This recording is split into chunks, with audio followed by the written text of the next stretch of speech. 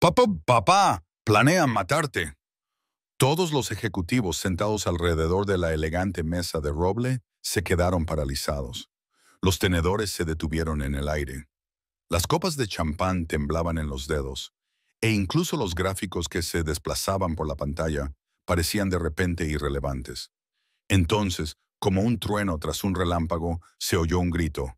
¡Corre, papá, corre!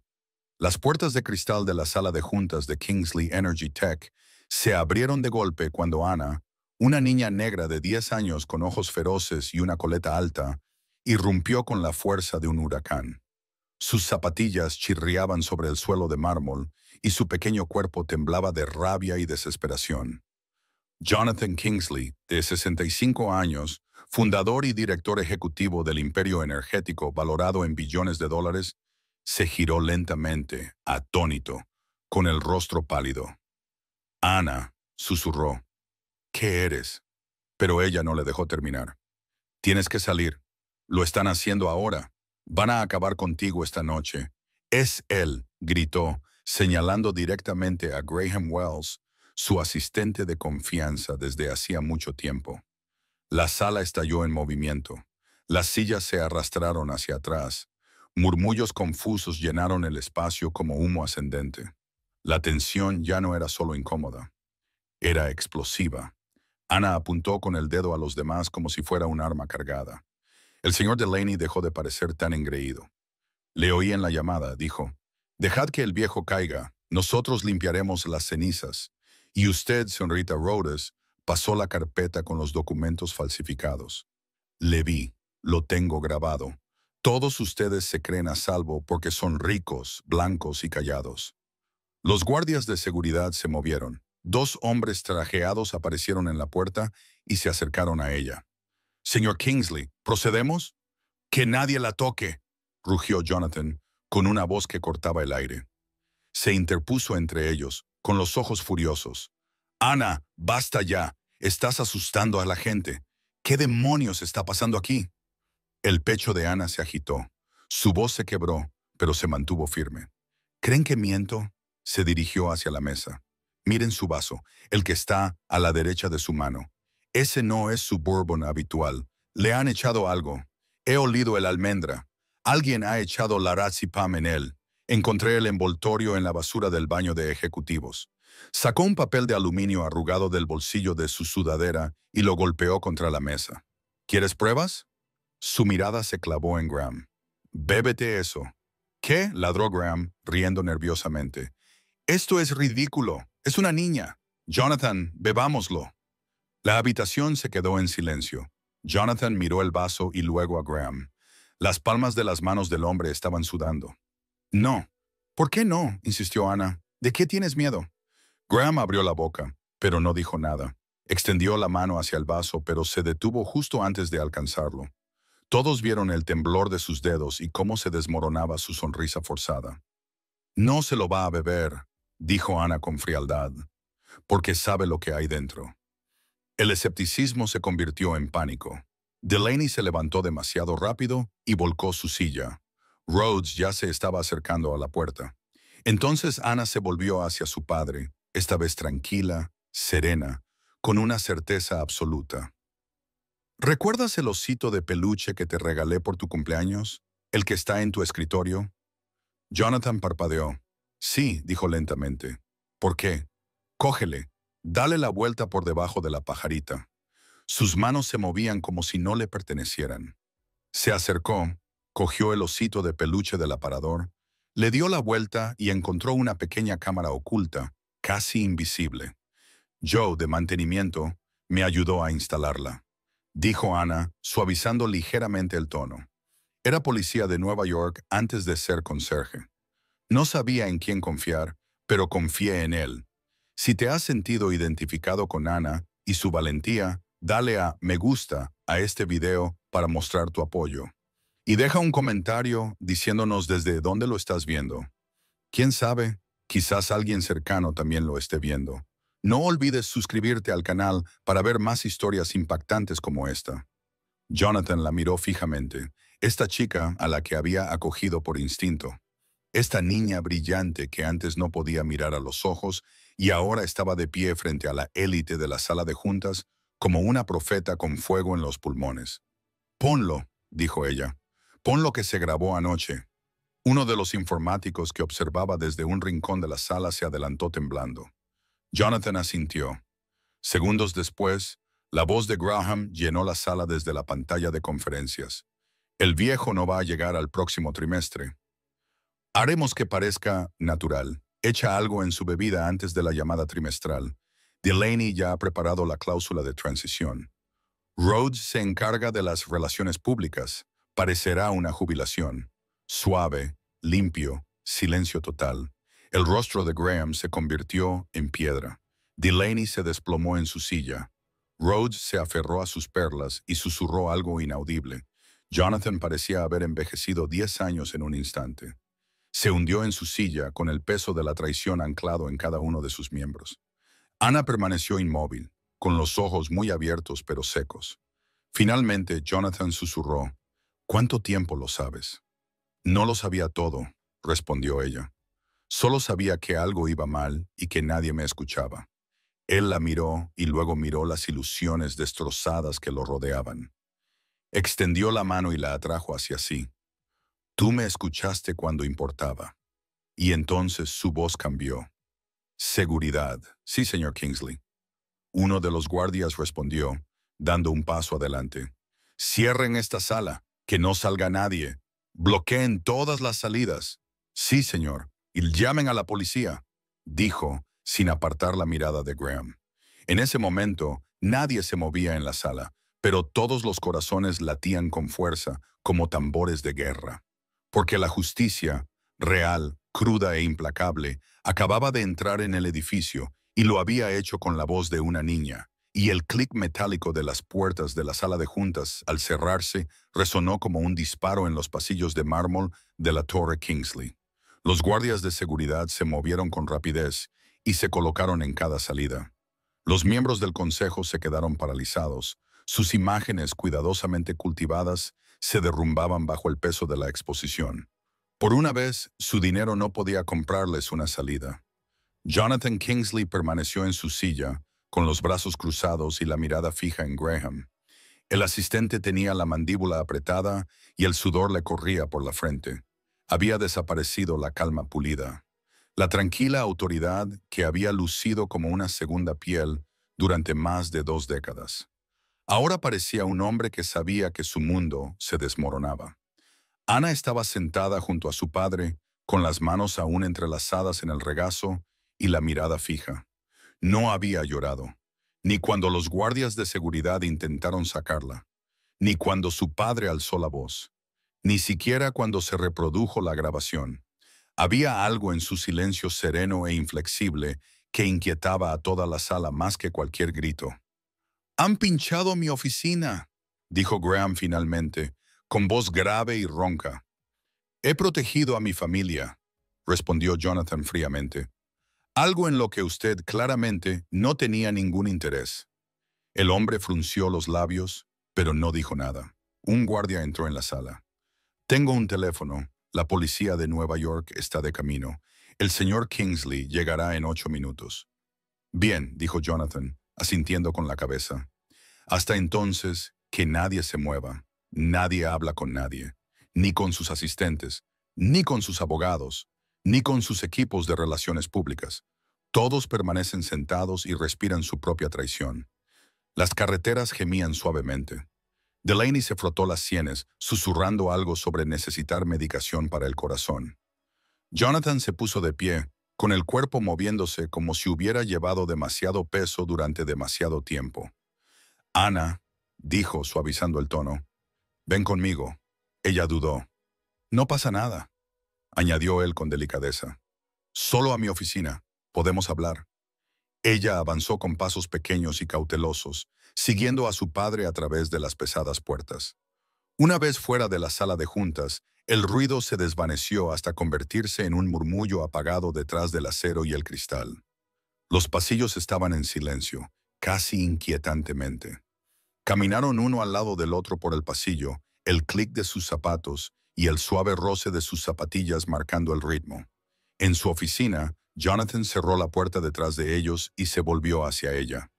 «Te debo más que una disculpa», dijo él. Ella no respondió de inmediato, solo miró alrededor de la habitación. Sus ojos se detuvieron en el osito de peluche que le había regalado meses atrás. Estaba en su lugar, casi inocente, ahora que su secreto había sido revelado. «No sabía en quién confiar», dijo ella finalmente. «Ni siquiera en ti. Eso me dolió más que la acusación». Jonathan se sentó lentamente en el borde de su sofá de cuero. «Hiciste bien en no hacerlo. No estaba tratando de espiar. Solo es que seguía oyendo cosas. Conversaciones que se interrumpían cuando entraba en la habitación, gente mirándome. Al principio pensé que quizá era paranoico». Jonathan asintió lentamente. «No lo eras. Decían que no vivirías para ver la próxima reunión de la junta directiva. Al principio pensé que era una broma, pero luego vi el memorándum de Delaney en la cola de la impresora, con fecha de dentro de 3 días y firmado por él como director ejecutivo en funciones. Y luego ocurrió lo del agua». «La bebida», murmuró Jonathan. «Probé al rapero con la ayuda de Joe. Buscamos los residuos químicos en su antiguo equipo policial. Coincidían con los tranquilizantes recetados». Jonathan se inclinó hacia adelante, con los codos sobre las rodillas, mirando fijamente la alfombra. «Joe, lo mencionaste antes. Era muy nervioso, trabajaba en narcóticos. Decía que te debía algo de hacía mucho tiempo. Le pedí que me ayudara porque no sabía qué más hacer». «Nunca debiste correr peligro», dijo Jonathan en voz baja.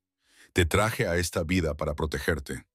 «No necesito protección», respondió Ana con voz firme.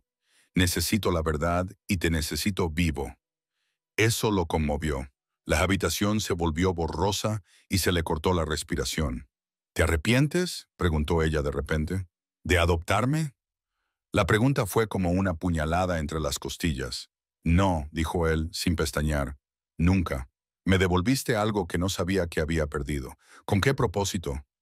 El silencio volvió a instalarse entre ellos, esta vez más suave. Él se acercó y le tomó la mano, pequeña y cálida entre las suyas. «Me he ganado enemigos en la vida, Anna. Esta noche has sacado a relucir lo peor de ellos. Pero lo que más lamento es no haberte escuchado desde el principio». Ella asintió con la cabeza. «Ahora me estás escuchando». De repente, llamaron a la puerta de la oficina. Entró un guardia de seguridad. «Señor, ha venido la policía. Quieren tomar declaración. Quieren hablar con usted primero». Jonathan se levantó. «Diles que ahora voy». Cuando el guardia asintió y se marchó, Jonathan se volvió hacia Ana. «No tienes que salir ahí fuera. Ya has hecho suficiente. Quiero quedarme». «¿Por qué?». «Porque necesitan ver que no les tengo miedo». Sonrió, orgulloso, dolorido. «Eres igual que tu madre». Quienquiera que fuera, los ojos de Ana parpadearon. Nunca había preguntado por sus padres biológicos, pero esa noche, tal vez por primera vez, comprendió que la familia no se construía sobre lazos de sangre. Se construía sobre la elección, el amor y el apoyo mutuo en los momentos difíciles. «Vamos», dijo Jonathan, enderezando los hombros. «Vamos a terminar lo que has empezado».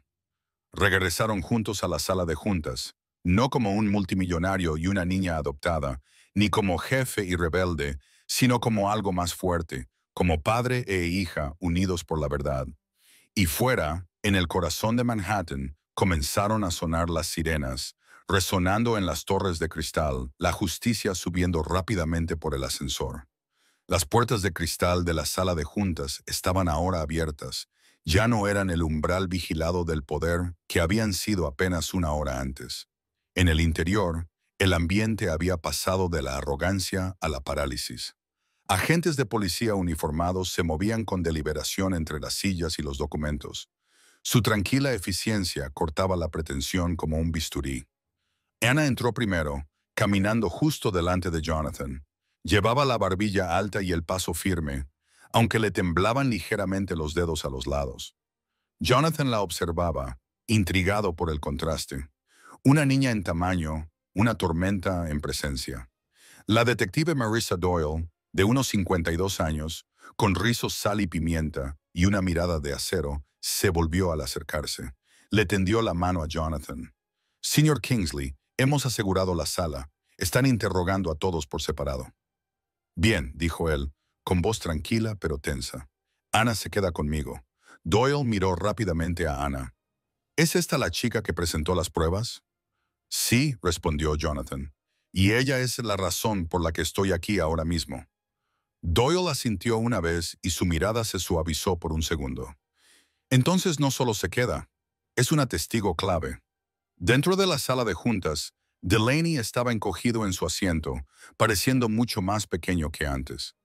Rhodes mantenía los brazos cruzados y los labios apretados, como si todavía intentara controlar la situación, y Graham Wells estaba inmóvil, con la mirada perdida y la mandíbula apretada, como si se preparara para derrumbarse. El compañero de Doyle, el agente Reggie Simmons, se adelantó con una carpeta. La comprobación preliminar confirma que la voz de la grabación es la de Graham Wells. Necesitaremos acceso completo a los servidores de la empresa para corroborar los registros de correo electrónico y las llamadas. Lo tendréis, dijo Jonathan sin dudar. Ana se quedó a su lado, en silencio, pero atenta. Doyle se volvió hacia ella. Ana, ¿puedes decirme cómo conseguisteis acceso a la señal de la cámara? La instalé yo mismo. La conecté a la fuente de alimentación de reserva del escritorio. Las imágenes se guardan en una cuenta en la nube que creé. Tengo la contraseña. Jonathan parpadeó. ¿Hiciste todo eso tú sola? Leo, respondió ella simplemente. Mucho, dijo Doyle, levantando una ceja. Deberías considerar trabajar para nosotros cuando seas mayor. Ana no respondió, pero la comisura de sus labios esbozó una breve y renuente sonrisa. Luego miró a Graham. Solía pensar que solo eras frío, dijo en voz baja. Pero ahora veo que eras calculador. Le sonreías todos los días sabiendo lo que planeabas. Graham no respondió. Tenía la mirada fija en el suelo. Una vez me cogiste la mochila cuando se me cayó, continuó Ana. Me dijiste que te gustaban los pins que llevaba. ¿Lo decías en serio? ¿O solo estabas ensayando cómo fingir que te importaba? Jonathan le puso una mano en el hombro con delicadeza. Doyle intervino. Señor Wells, para que conste, tiene derecho a permanecer en silencio. Sé mis derechos, interrumpió con voz ronca. Y quiero a mi abogado. Lo tendrá, respondió ella, pero se irá con nosotros. Dos agentes se acercaron y cuando se dispusieron a esposar a Graham, este finalmente miró a Jonathan. Construí esta empresa contigo, dijo. 23 años. Te lo di todo y luego intentaste quitármelo todo, dijo Jonathan con voz firme. Incluida mi vida. Iban a forzar una fusión. Tú eras un obstáculo. Estás viejo, Jonathan. Iban a echarte de todos modos. Así que pensaste en ayudarles a acelerar el proceso. Pensé que me merecía el legado. Pensé que si lo hacía bien, podría moldear el futuro de la empresa. Jonathan se acercó más. La habrías enterrado con tu traición. Te quitaron a Graham.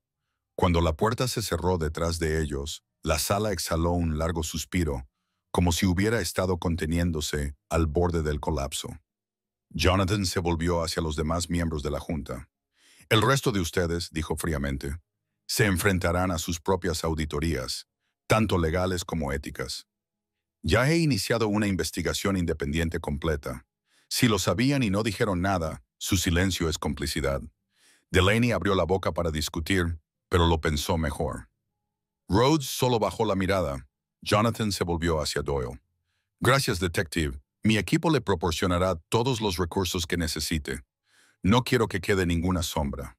Oh. Mientras los agentes comenzaban a recoger pruebas y a escoltar a los testigos, Jonathan volvió a mirar a Ana. Ella estaba mirando la silla vacía donde se había sentado Graham. Solía darme caramelos de menta, dijo. Decía que le recordaba a su sobrina. Jonathan se arrodilló a su lado. La gente lleva máscaras, Ana. Algunas son tan convincentes que se engañan incluso a sí mismas. Pero tú viste más allá. Te mantuviste firme. Ella lo miró, con los ojos repentinamente vidriosos. Tenía mucho miedo. Lo sé, dijo él en voz baja. y no te escuché lo suficientemente rápido. Tú lo hiciste cuando importaba. Afuera, el pasillo estaba lleno de empleados que miraban en estado de shock y susurraban. Los rumores ya habían comenzado a propagarse como la pólvora. Pero en ese momento, con la mano sobre el hombro de Ana, a Jonathan no le importaba. La miró. «Vamos a casa, vamos a casa». Mientras salían de la sala de juntas, con las cámaras disparando en las esquinas lejanas, una calma silenciosa se apoderó de ellos. No era el silencio de la tensión, sino el de la supervivencia, de la confianza reconstruida en el fuego. En el vestíbulo, la gente se apartó para dejarlos pasar. No porque él fuera multimillonario, sino porque ella era la niña que lo había salvado. El ascensor se abrió. Ana entró primero. Jonathan la siguió. Pero antes de que se cerraran las puertas, miró una vez más hacia la torre que había construido. Ahora agrietada por la traición, exhaló.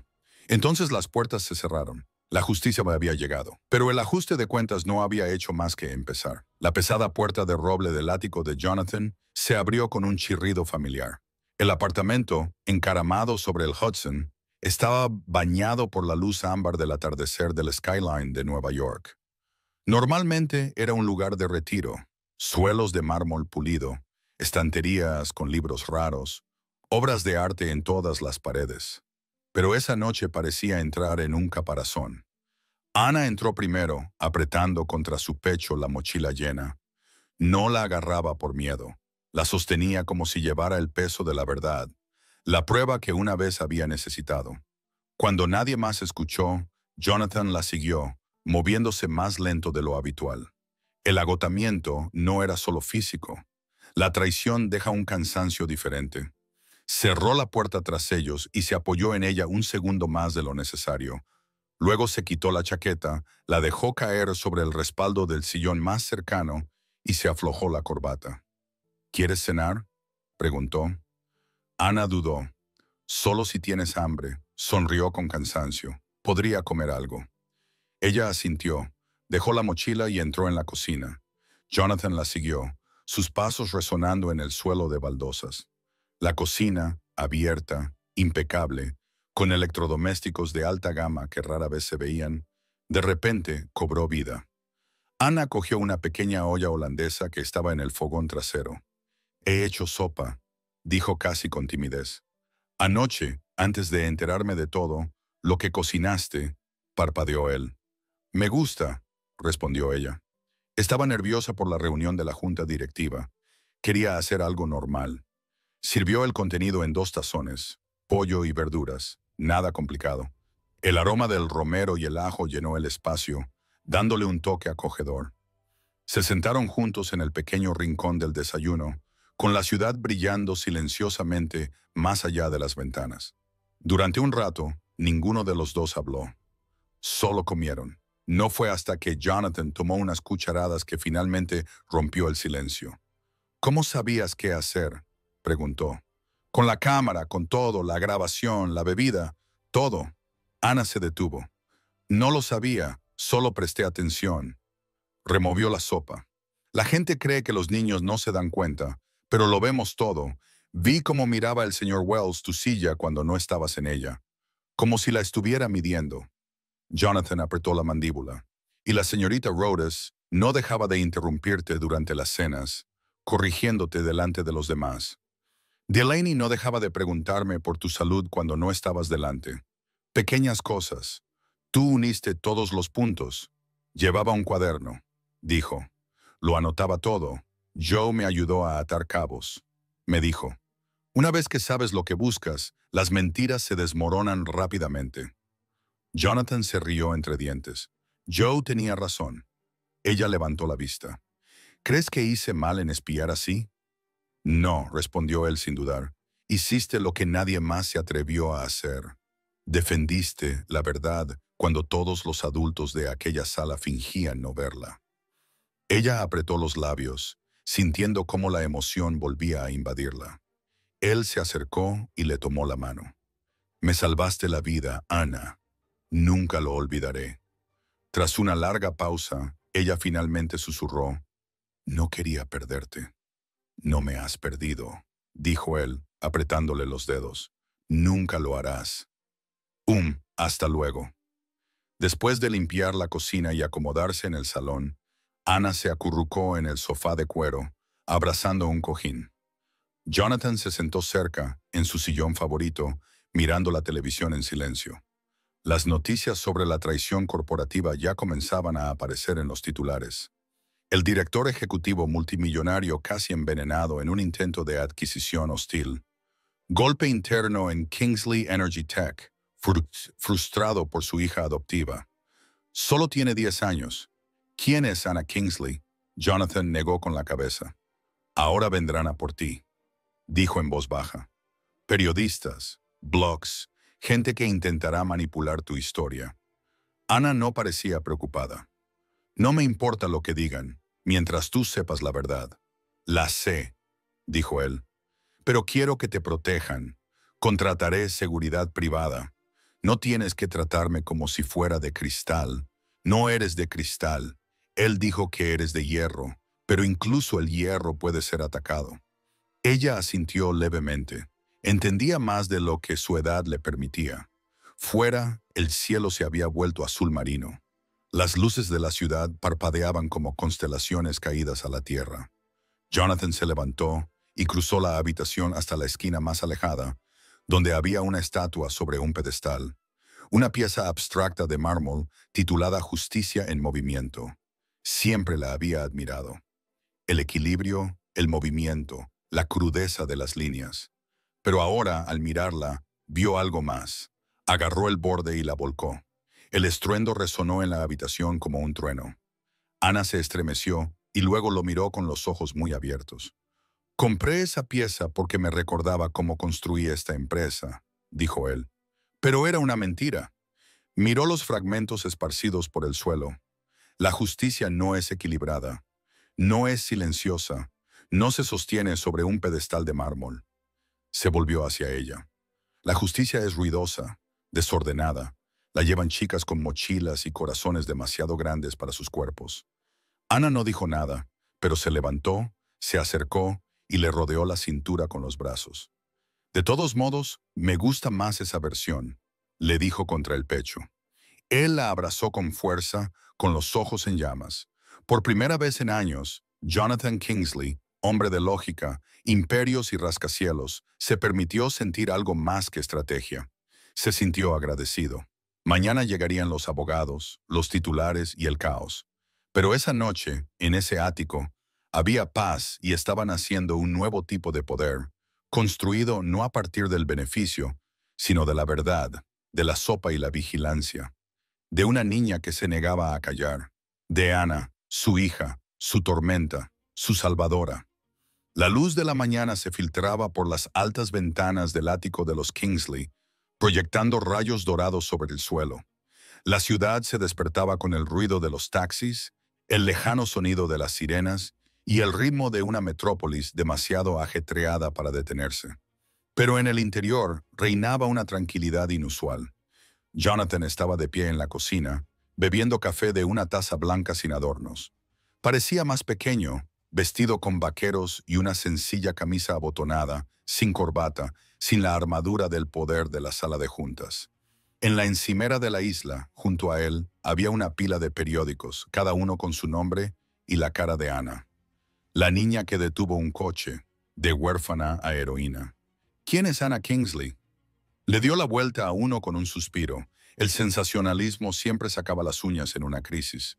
Ana entró descalza, con la sudadera demasiado grande, rozándole la parte posterior de las rodillas.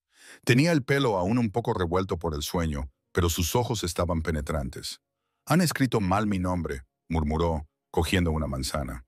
Jonathan se rió entre dientes. «Ya estás criticando a los medios de comunicación. No has tardado mucho». Ella sonrió, pero no levantó la vista. «¿Qué pasa ahora?» Él se apoyó en la encimera. «La Junta Provisional ha convocado una reunión de emergencia para hoy. Quieren respuestas. Los inversores están nerviosos. Los equipos legales están al acecho. ¿Van a intentar culparte de lo que pasó?» Jonathan arqueó las cejas. «Es irónico, ¿no? Yo era el objetivo, y, sin embargo, de alguna manera tendré que defenderme». Ana le dio un mordisco a la manzana y masticó lentamente. ¿Tengo que ir? No, dijo él, haciendo una pausa. Pero si quieres, me gustaría. Ella lo miró y asintió con la cabeza. De acuerdo. Más tarde esa mañana, la sala de crisis de Kingsley Energy Tech, normalmente reservada para respuestas a desastres naturales o cortes de emergencia, bullía de tensión.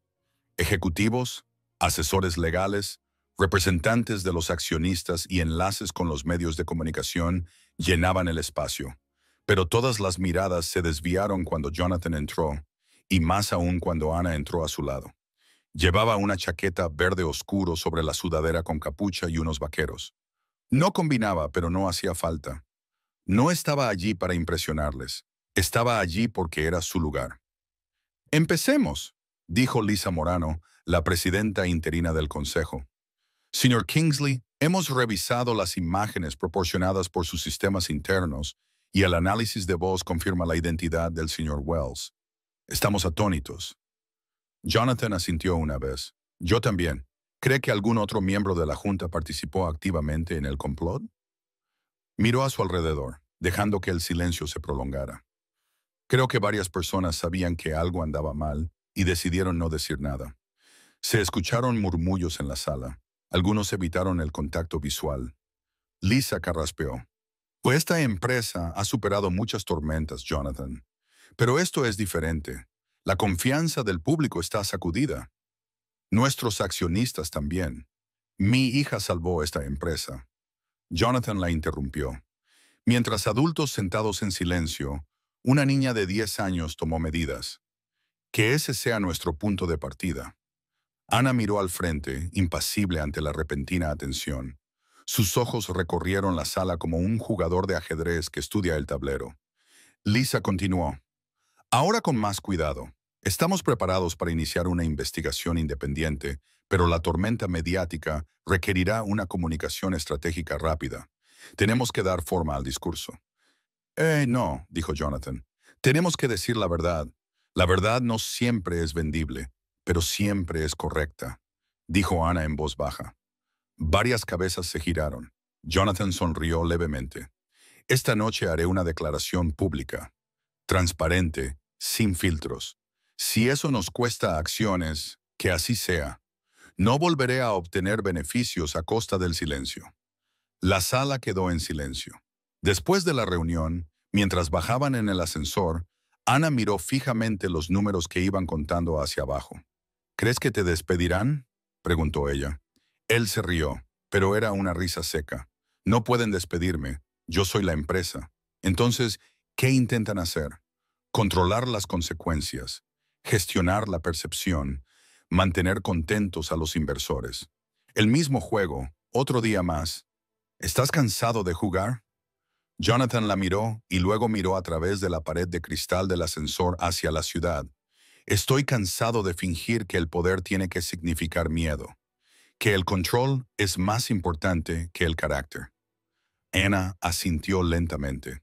«Entonces quizás sea hora de cambiar el juego». De vuelta en el ático, Jonathan recibió una llamada de alguien a quien no había visto en años, Elliot Kramer, un abogado de derechos civiles jubilado que en su día representó a denunciantes y testigos del gobierno. Había visto la historia de Ana en las noticias. «Tu hija es una fuerza de la naturaleza», dijo Elliot. «Lo es», respondió Jonathan con orgullo. «Quiero representarla de forma voluntaria. Si esto llega a los medios nacionales, necesitará a alguien inteligente de su lado», coincidió Jonathan. Esa noche, mientras los equipos de televisión se instalaban fuera de la Torre Kingsley y las noticias en directo bullían con expectación, Jonathan se situó detrás de una tril en el vestíbulo. Pero en lugar de pronunciar un discurso corporativo pulido, se hizo a un lado e hizo un gesto a Ana. Ella se acercó lentamente al micrófono. «No tengo un discurso», dijo, «pero tengo algo que decir». Los periodistas se inclinaron hacia ella. «Hice lo que hice porque tenía miedo, no porque sea valiente. Pero a veces el miedo es lo que te hace prestar atención. Escuché, vi cosas, dije la verdad». Se hizo el silencio en la sala. «Y espero que otros niños, otras personas, hagan lo mismo. Aunque al principio nadie os crea, aunque seáis pequeños, Jonathan se unió a ella en el micrófono. Me ha salvado la vida. Y tal vez, solo tal vez, también salvó esta empresa. Mientras los flashes iluminaban el vestíbulo y los periodistas lanzaban preguntas, Ana volvió a tomar la mano de su padre. Esta vez no era para protegerlo, era para estar a su lado como iguales en un mundo que finalmente había comenzado a escuchar. La mañana siguiente no llegó con la fanfarria de los titulares, sino con una calma inquietante. Jonathan estaba sentado de nuevo en la cocina. Una taza de cerámica negra le calentaba los dedos. Esta vez no estaba llena de café fuerte y amargo. Era té, manzanilla, una sugerencia de Ana. Ella se sentó frente a él, con un tazón de cereales delante, apenas tocado. Fuera, el horizonte brillaba bajo un sol pálido y una nueva capa de tensión flotaba en el aire. «No has dormido», dijo ella sin levantar la vista. «Tú tampoco», respondió él con suavidad. Ana removió los cereales y luego miró la tableta que había sobre la encimera, junto a él. Una docena de artículos nuevos aparecieron en la pantalla. Kingsley Harris desvela una conspiración en la sala de juntas. Leyó un titular en voz alta. Me llaman Harris. Eso ni siquiera es lo que pasó. Jonathan sonrió con aire burlón. Técnicamente tú eres mi heredera, si queremos ser formales. No lo hice por la empresa, dijo ella. Lo hice por ti. Lo sé. Comieron en silencio un rato más, hasta que unos suaves golpes en la puerta interrumpieron su ritmo. Era Joe, alto, delgado, con los ojos cansados, pero aún perspicaz. Joe tenía la tranquila confianza de alguien que había vivido demasiadas cosas como para que nada le impresionara ya. Entró, saludó a Jonathan con la cabeza y luego le dedicó a Ana una cálida sonrisa paternal. «Hola, soldado», dijo. «Hola, Joe». Le entregó a Jonathan un sobrefino de Manila. Tu corazonada sobre las cuentas en el extranjero era correcta. Hemos rastreado 2 transferencias bancarias de una empresa ficticia relacionada con Rhodes a una firma en las Islas Caimán. Coinciden con las fechas que mencionaste. Jonathan silbó en voz baja. Eso la hundirá. Joe asintió. Delaney también. Firmó al menos uno de los memorandos internos que aprobaban un contrato sospechoso con un proveedor. Parece que era una tapadera para los gastos legales en caso de demanda. No, Ana negó con la cabeza. Ya estaban planeando las consecuencias. La gente como ellos siempre lo hace, respondió Joe. Apuestan por el silencio, por el miedo. Jonathan se recostó en su silla. Y Graham está buscando abogados, pero el fiscal tiene suficiente para acusarlo de conspiración, y la prensa está dificultando que alguien pueda llegar a acuerdos secretos. Ana se levantó y se acercó a la ventana, con los brazos cruzados. Pensé que me sentiría mejor, dijo en voz baja. Jonathan y Joe intercambiaron una mirada. «Aún no parece justicia, ¿verdad?», preguntó Joe. «No», respondió ella. «Solo parece que el ruido ha cambiado de forma». Jonathan se unió a ella junto a la ventana. «La justicia no siempre es como los fuegos artificiales, Ana. A veces es como el agotamiento, como ponerse de pie con las piernas temblorosas». Ella asintió. Unas horas más tarde, Jonathan llevó a Ana a la sede de la empresa, no por la entrada subterránea ni por el ascensor privado, sino directamente por el vestíbulo principal. El guardia de seguridad se irguió al verlos entrar. Las recepcionistas interrumpieron sus llamadas. El hombre, antes conocido por su precisión y formalidad, ahora entraba con una niña de 10 años con zapatillas y trenzas, de la mano. En la sala de conferencias ejecutiva del piso 47, varios gerentes de nivel medio y consultores legales estaban esperando. La sala bullía con urgencia. «El señor Kingsley», dijo Noraham, su recién ascendido jefe de asuntos legales. «Hemos completado la revisión inicial. Los archivos que Ana descubrió desencadenaron una cascada. Otros empleados están dando un paso al frente. Denunciantes, colaboradores, incluso algunos socios junior». «Bien», dijo él, «que salga toda la verdad». Nora dudó y luego miró a Ana. «Hay una solicitud de un periodista de The Atlantic. Quieren entrevistarla». Jonathan se puso tenso. Ana levantó la vista. «¿Tengo que hacerlo?» «No», dijo Jonathan con firmeza. «No, a menos que quieras. No me importa hablar, solo que no quiero convertirme en la chica que los delató, como si fuera lo único que hubiera hecho en mi vida. Será lo que tú decidas ser, dijo él, no lo que el mundo te llame. Esa noche, Jonathan y Anna regresaron a casa y encontraron un paquete en la puerta del ático. Era pequeño, envuelto en papel marrón y sin remitente. Dentro había un solo objeto, una caja de madera en forma de rompecabezas. Anna la examinó durante un largo rato antes de abrirla. Dentro había una nota escrita a mano con letra pequeña y uniforme. Te has ganado enemigos. Ten cuidado en quién confías. Debajo de la nota había una pieza de ajedrez, una reina negra. Jonathan se quedó inmóvil. Cogió la pieza y la examinó. Alguien está jugando con nosotros o nos está advirtiendo, dijo Anna. Él la miró. ¿Reconoces la letra? Ella negó con la cabeza. Él sacó su teléfono. Le diremos a Joe que lo analice. Huellas dactilares, tinta, tipo de letra, todo. Anna dio la vuelta a la pieza entre sus manos. ¿Por qué una reina?, preguntó. Jonathan la miró fijamente durante un largo rato. Porque la reina es la pieza más poderosa del tablero, y ella acaba de declararse. Durante el resto de la noche, la tensión se instaló entre ellos como una tercera presencia. Incluso el silencio zumbaba. Pero Anna no se inmutó. Esa noche guardó la pieza de ajedrez en su mesilla, no como una amenaza, sino como un recordatorio. El juego no había terminado. Acababa de empezar. La lluvia resbalaba por los ventanales de la Torre Kingsley, convirtiendo la ciudad en un mosaico borroso de luces de freno y reflejos. Dentro de la oficina del director general, una tensa quietud sustituyó a la elegancia controlada habitual. Anna estaba sentada con las piernas cruzadas en el sofá de cuero, con un bloc de notas en el regazo, dibujando distraídamente. No dibujaba flores ni nubes. Dibujaba planos, habitaciones, rincones, salidas. Jonathan estaba de pie junto a su escritorio, leyendo el informe forense preliminar que Joe había dejado esa mañana. No había huellas dactilares en la caja del rompecabezas.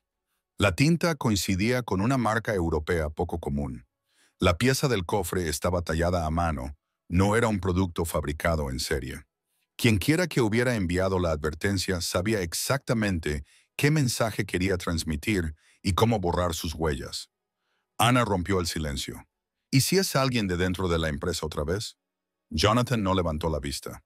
Estamos investigando a fondo todos los niveles. Recursos Humanos está comprobando los antecedentes y el equipo de Joe está cotejando los contratos de los proveedores con grupos de inteligencia privada. Encontraremos la filtración. Anna dejó el blog. ¿Y si no dejan rastro en papel? Jonathan finalmente la miró. Entonces seguiremos a las personas. Todo el mundo acaba hablando, sobre todo cuando tiene miedo. Su voz se había vuelto tranquila, pero firme. Este no era el Jonathan que le leía cuentos antes de dormir o le hacía tortitas de arándanos los domingos. Este era el hombre que había construido un imperio en silencio, que había sobrevivido a traiciones en la sala de juntas y que ahora estaba preparado para la guerra. Pero Anna no estaba asustada. Estaba observando, aprendiendo. ¿Crees que son las carreteras?, preguntó. Ella es demasiado refinada para teatralidades, respondió él. Delaney no tiene el valor necesario. Wells está bajo vigilancia. No. Esto parece obra de alguien que lleva más tiempo en las sombras de lo que creemos. El intercomunicador zumbó. Señor Kingsley, se oyó la voz de Nora. Hay alguien del Departamento de Justicia que quiere verle. Un investigador especial. Jonathan entrecerró los ojos. Nombre, Gerald Pace. Anna frunció el ceño. Ese nombre me suena. Jonathan pulsó el intercomunicador. Que suba. Minutos más tarde, se abrió la puerta y entró un hombre alto con una gabardina beige. Llevaba gafas sobre una nariz afilada. Tenía el pelo canoso peinado hacia atrás. Gerald Pace parecía salido de una vieja novela negra. Discreto, educado, pero con unos ojos que lo veían todo. «Señor Kingsley», saludó con frialdad. «Señorita Kingsley». Asintió a Anna con una breve sonrisa. «Ya ha oído a la prensa», dijo Jonathan, indicando el asiento frente a su escritorio. «He leído los memorandos internos», respondió Pace. «Y he visto las imágenes. Mi oficina quiere asegurarse de que esto no sobrepase los límites legales. Estamos considerando presentar cargos federales por crimen organizado si la red de conspiración es lo suficientemente amplia. Ana se inclinó hacia adelante. ¿Qué necesitan de nosotros? Pace la miró, divertido por su franqueza. Todo lo que no le han dicho a la prensa. Jonathan deslizó un expediente por el escritorio. Todas las grabaciones, toda la cronología. Mi jefe de seguridad está recopilando un mapa de las huellas digitales. Pace hojeó las páginas. Falta algo, Ana parpadeó. ¿Qué? ¿Quién te avisó de que algo iba mal? Antes del veneno, antes de la cámara, ¿qué te hizo empezar a vigilar? Ana dudó. Una noche escuché una llamada en la cocina. El señor Wells dijo, el viejo no sabrá que le ha golpeado. Pensé que solo era charla de ejecutivos, pero luego ella se cayó. Pay garabateó algo en su cuaderno. Creo que hay algo más detrás, dijo. Un plan mayor. Su empresa no es solo una fachada de energía limpia. Está relacionada con varias subvenciones gubernamentales importantes. Alguien podría querer controlar sus patentes tecnológicas, su poder de presión. Jonathan agudizó la vista. ¿Cree que no se trata solo de una cuestión corporativa? Pace asintió. Creo que es geopolítico. Creo que alguien está moviendo los hilos mucho más allá de Kingsley Energy Tech.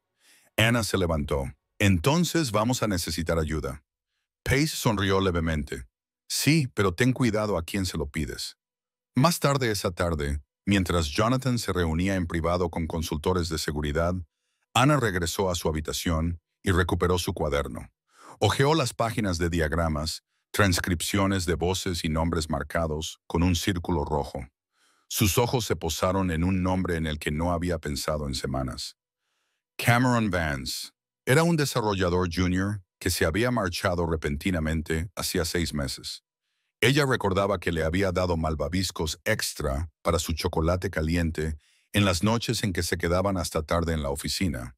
Pero, más que eso, recordaba la forma en que evitaba mirar a nadie a los ojos durante las reuniones, como si se estuviera escondiendo. Revisó su tableta. No había nada reciente en sus redes sociales. Su correo electrónico de la empresa había sido desactivado, pero un comentario escondido en un antiguo hilo de mensajes internos le llamó la atención. Algunos juegos están amañados desde el principio. Lo mejor es retirarse y marcharse. Entrecerró los ojos. En el pasillo, oyó la voz de su padre. Estaba hablando por teléfono y dando vueltas. Su tono era tenso. No me importa lo que diga la cláusula de compra. Si están blanqueando fondos a través de mi nombre, quiero que el FBI registre sus servidores. Ana cerró su cuaderno. Cameron Vance puede que se hubiera marchado, pero tal vez, solo tal vez, tenía más que decir. Esa noche, Ana envió un mensaje cifrado a través de una aplicación segura que Joe le había enseñado a usar. 2. Cameron V. Último conocido. Asunto. Una vez dijiste que el juego estaba amañado. Quizás estés listo para negociar. Pulsó enviar. En algún lugar de la oscura red de tecnología y traición, el tablero ya no era solo una mesa. Era un campo de batalla, y la jugadora más pequeña ya iba 2 movimientos por delante.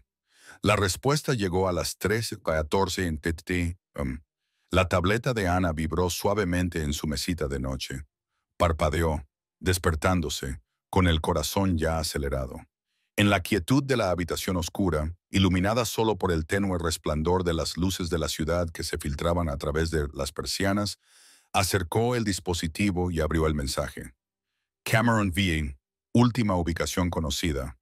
No esperaba saber de ti, no así. Reúnete conmigo mañana. Sin teléfonos, sin seguridad. Si realmente quieres la verdad, ven sola. 4:00 p.m. Muelle 12. Ana se quedó mirando la pantalla durante un momento, con la respiración entrecortada. Se levantó de la cama y caminó de puntillas por el pasillo. La puerta del despacho de Jonathan estaba cerrada, pero se veía un pequeño resquicio de luz por debajo. Llamó 2 veces. «¡Adelante!», respondió su voz. Estaba en su escritorio, sin la chaqueta del traje y con las mangas remangadas. El mismo expediente de Gerald Pace estaba abierto junto a un vaso de whisky sin tocar. «He recibido un mensaje», dijo Ana, entrando en la habitación. De Cameron Vance. Jonathan levantó la vista bruscamente. ¡Qué rápido! Quiere reunirse mañana a solas. No puede ser. Tengo que irme, dijo ella. No hablará si ve a alguien más. Está asustado. Jonathan se pasó la mano por el pelo. Eres una niña. No voy a enviarte sola a una posible trampa. No estaré sola, dijo ella. Estarás cerca, pero no visible. Él dudó. Sé que confías en mí, papá. Confía en mí lo suficiente como para dejarme terminar lo que empecé. La miró fijamente durante un largo rato antes de exhalar finalmente. Joe vigilará la zona. Pondremos micrófonos en tu chaqueta. Pero si notas algo raro, me marcho. Ella terminó. A la tarde siguiente, el río Hudson brillaba bajo un cielo nublado. El muelle 2 estaba casi abandonado, con viejos contenedores de carga oxidados junto a maquinaria olvidada. El viento traía un aire salado y frío, y el único sonido era el ocasional graznido de una gaviota. Ana estaba de pie cerca del borde del muelle, con la capucha de la sudadera subida y un pequeño auricular escondido bajo las trenzas. «Tranquilidad, todo bien», dijo la voz de Joe en su oído. «Alto y claro», susurró ella. A continuación se oyó la voz de Jonathan. «Estoy en el coche, a 2 manzanas. Entraré si es necesario». Luego, silencio. A las 4:06, una figura emergió de las sombras entre 2 contenedores apilados. Cameron Vance parecía más viejo de lo que Ana recordaba. Demacrado, nervioso. Sus ojos se movían rápidamente por el muelle como los de un animal acosado. Se acercó lentamente, con las manos a la vista. «¿Has venido?», dijo. «Tú me lo pediste», respondió ella. Él soltó una risa seca. «Siempre has sido tan directa como tu padre. Trabajabas para él. Trabajaba a sus órdenes», la corrigió. «Hay una gran diferencia». «¿Qué ha pasado, Cameron?», miró hacia el agua. «¿Crees que la Junta intentó matar a tu padre solo por el poder? Por supuesto. Eso es lo que quieren que creas». El corazón de Ana latía con fuerza. Entonces, ¿qué fue? Tenían miedo de lo que había descubierto. El proyecto principal, los datos, el nuevo sistema de baterías que había estado probando, las nanocélulas autorreparables. Si lo patentaba, arruinaría al lobby de los combustibles fósiles en 2 años. Parpadeó. Creía que aún estaba en fase de desarrollo. «Está listo», dijo Cameron. «Lo está desde hace meses». Pero cuando se negó a vender la tecnología a un postor extranjero a través de un grupo de sociedades ficticias, fue cuando las cosas empezaron a desmoronarse. Ana apretó los puños, así que no era solo codicia, era sabotaje. Necesitaban quitarlo de en medio. No necesariamente muerto, solo comprometido. Pero alguien se impacientó. Cameron metió la mano en el abrigo y sacó una pequeña memoria USB. «Este es el algoritmo original. Las especificaciones, los registros, todo». Ana dio un paso adelante con cautela y lo cogió. «¿Por qué ahora?», preguntó. «Porque ya estoy harto de huir», respondió él. «Y porque alguien me envió una pieza del pecho la semana pasada. Un caballero blanco con una nota. Te toca mover ficha». A Ana se le heló la sangre. «¿Sabes quién lo envió?». Cameron negó con la cabeza. «Pero no trabajan solos. Se avecina algo más grande». Un chirrido de neumáticos en la distancia los hizo sobresaltarse. «Esa es tu señal», dijo él.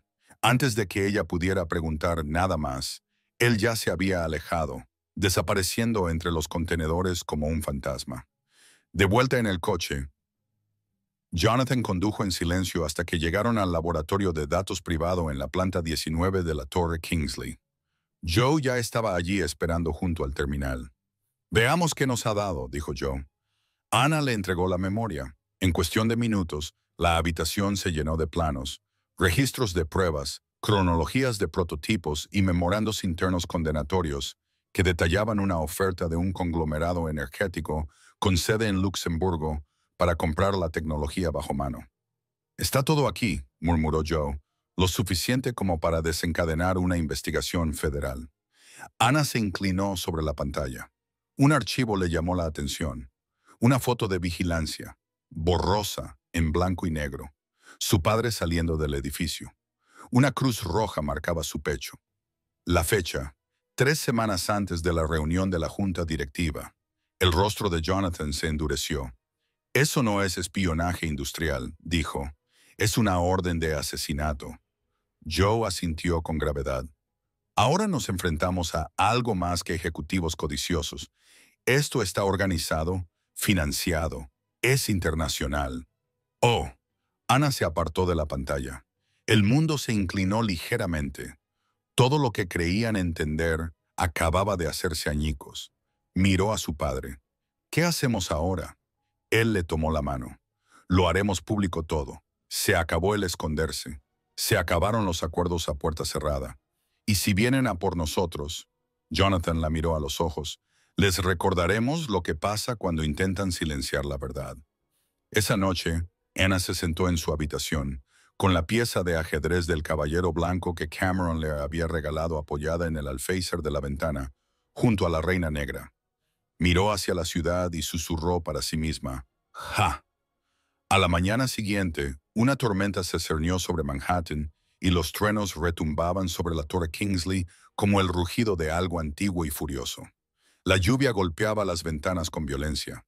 Pero dentro del laboratorio de datos de la torre, el único sonido era el suave repiqueteo de las teclas. Joe estaba sentado encorvado sobre el terminal, con el ceño fruncido y los ojos fijos en las cascadas de líneas de código cifrado. Ana estaba sentada a su lado, mordisqueando un lápiz. Las piezas de la reina negra y el caballo blanco descansaban ahora junto a su bloc de notas como siglos silenciosos.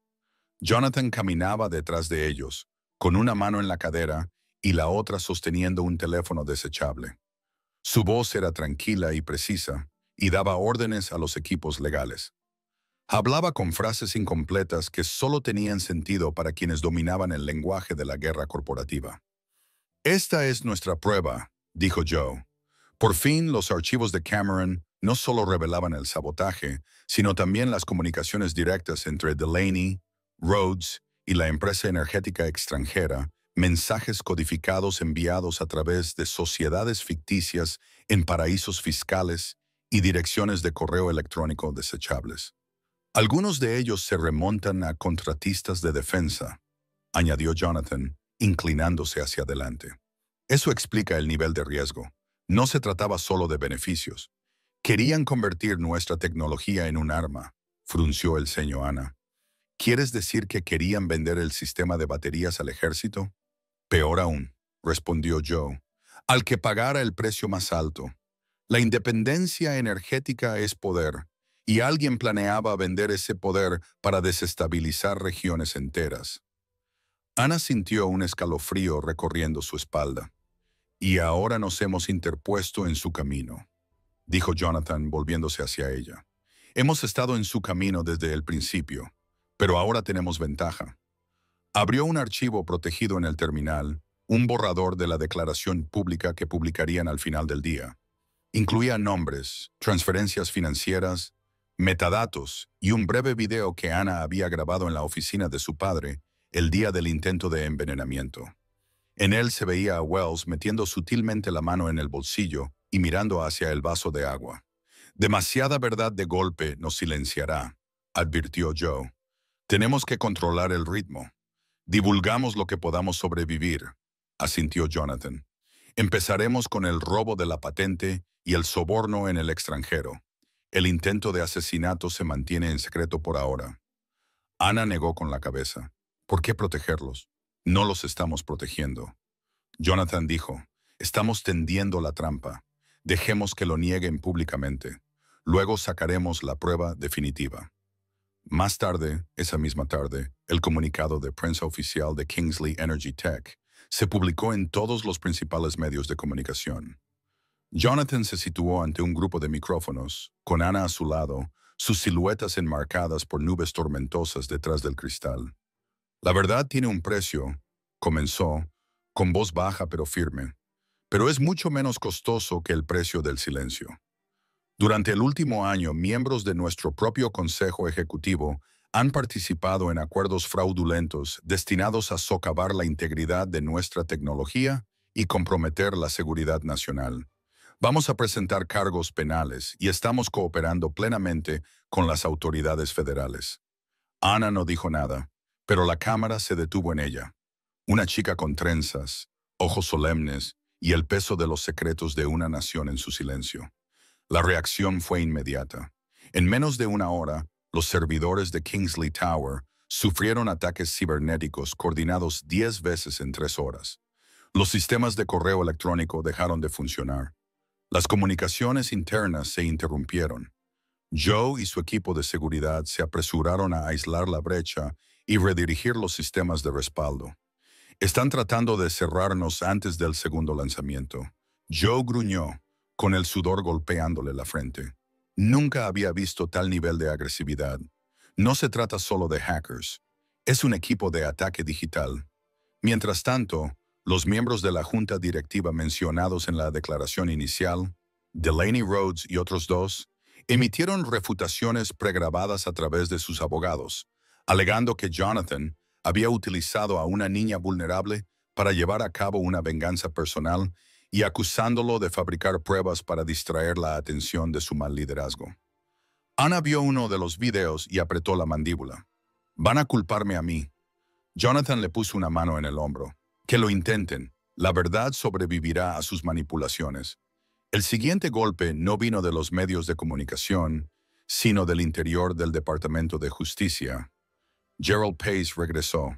Esta vez, no con apoyo, sino con preocupación. «Has despertado un avispero», dijo, con la voz más baja de lo habitual. «Algunos nombres de esos archivos están relacionados con personas por encima de mi rango. Gente del complejo militar industrial, senadores, grupos de presión. Si haces público el intento de asesinato, no podré protegerte». Los ojos de Jonathan se oscurecieron. «Entonces, ¿debemos dar marcha atrás?» «Estoy diciendo que elijas tus batallas», respondió Pace. «Ya has revelado suficiente como para enviar a la cárcel a la mitad de tus enemigos. Pero si presionas demasiado y demasiado rápido, desaparecerás en algún titular de un callejón sin salida que nadie cuestionará». Ana lo miró a los ojos. «Intentaron matar a mi padre. No vamos a parar». Pace dudó y luego asintió lentamente. «Entonces haré lo que pueda, pero con cuidado. Esto ya no es una lucha en una sala de juntas, es una guerra». Esta noche, la tormenta se intensificó, los truenos retumbaban sin cesar y la ciudad parecía contener la respiración. Ana se sentó en el balcón, con las piernas encogidas y las 2 piezas del corpiño en el regazo. Miró fijamente el horizonte, sintiendo la gravedad de cada decisión que tiraba de sus huesos. Susurró a la lluvia: «Ahora nos toca a nosotros». Y en algún lugar, bajo las sombras del poder y el beneficio, alguien escuchaba. Amanecía sin luz solar, solo una neblina gris que se aferraba al horizonte como un cristal empañado. La Torre Kingsley seguía demasiado quieta para ser un edificio en guerra con su propio pasado. Los escáneres de seguridad pitaban con menos frecuencia. Los pasos resonaban más tiempo en los pasillos de mármol. La gente hablaba en voz baja, como si las propias paredes pudieran estar escuchando. Ana estaba sentada a la larga mesa de cristal de la sala privada de reuniones de su padre, con una taza de chocolate caliente delante de ella. Las piezas del cofre estaban a su izquierda, ahora más parecidas a tótems que a juguetes. Joe entró con una carpeta, su habitual calma alterada. Lo intentaron de nuevo, otro intento de pesca, esta vez a través de un inicio de sesión de asistencia ejecutiva. «Lo detectamos por los pelos». Jonathan levantó la vista de su tableta. «¿Se están desesperando o se sienten seguros?», respondió Joe. «Esta vez han utilizado códigos de autorización internos. Alguien de nuestra nómina actual les está pasando información». Ana entrecerró los ojos. «Siguen jugando al topo incluso después de la rueda de prensa, especialmente después», dijo Joe. «Saben lo que se avecina y están tratando de adelantarse». Jonathan se puso de pie. «Entonces no les demos tiempo. Pasemos a la siguiente fase. El intento de asesinato». Joe dudó. Creía que estábamos de acuerdo. Si lo retrasamos más, perderemos impulso. Jonathan lo interrumpió. «Mostraremos las imágenes, nombraremos al responsable, lo quemaremos todo». Anna miró a ambos. Quiero ser yo quien lo presente. Ambos hombres se volvieron hacia ella. Te atacarán. Jonathan la advirtió con más dureza que nunca. No me importa, dijo ella. Ya me han convertido en un símbolo. Más vale que sea yo quien escriba el significado. Esa tarde, en un estudio privado dentro de la torre, Anna se sentó frente a una cámara. La habitación estaba en silencio, cargada con el peso de lo que estaba a punto de hacer. Un productor hizo una cuenta atrás con los dedos y se encendió una luz roja. Me llamo Anna Kingsley, comenzó, con voz firme y las manos entrelazadas. Habéis oído cosas sobre mí. Algunas son ciertas, otras no. Pero esto no se trata de mí. Se trata de una verdad que alguien intentó enterrar con veneno y silencio.